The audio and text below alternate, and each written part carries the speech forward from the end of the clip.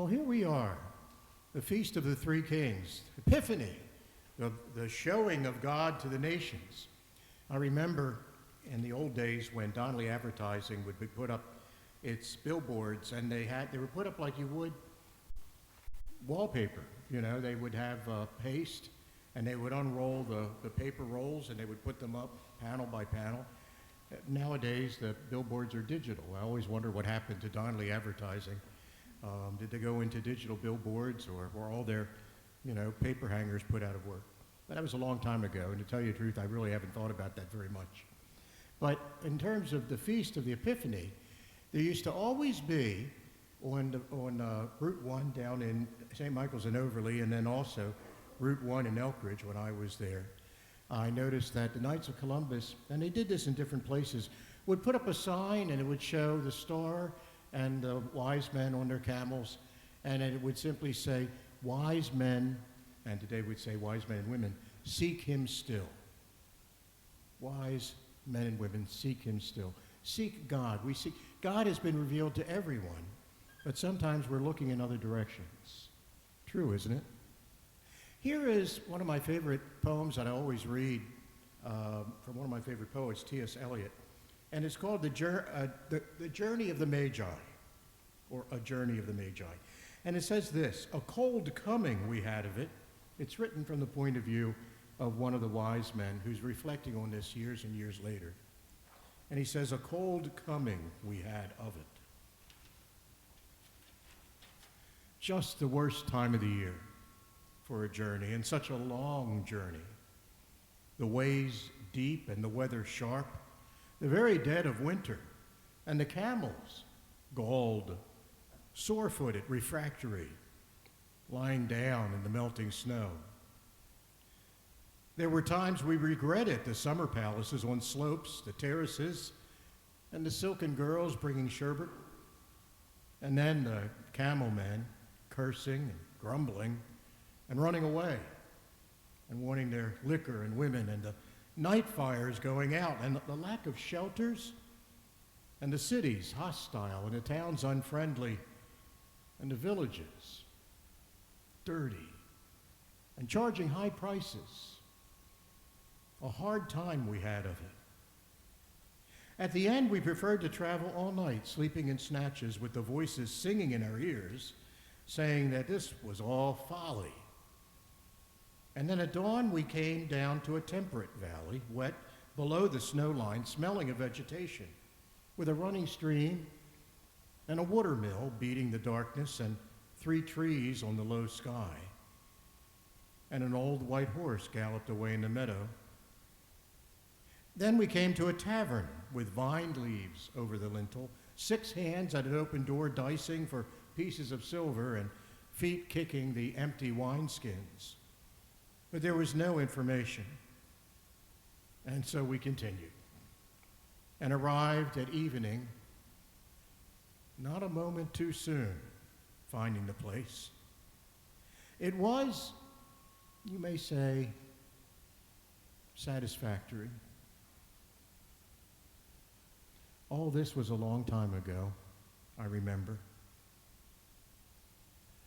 And I would do it again. Interesting, for the wise men, the kings, the ones who left the summer palaces on the slopes with every possible amenity known to the wealthy and the high-placed. And they had to go through some hardship to find God. And part of the journey, they were saying, I wonder if this is even true, and it just can't be worth it. And at the end, they finally say, we arrived not a moment too soon finding the place. All this was a long time ago, but I remember.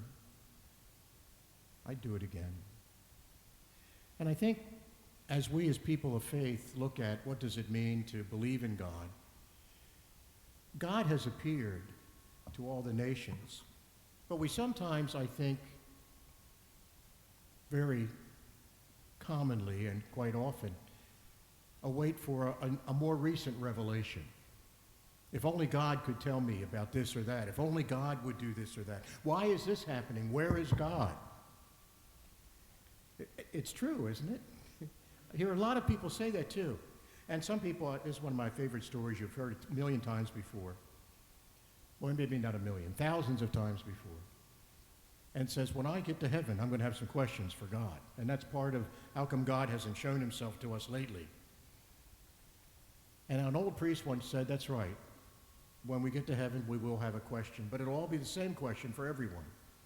I said, what's that? The question will be, can I come in?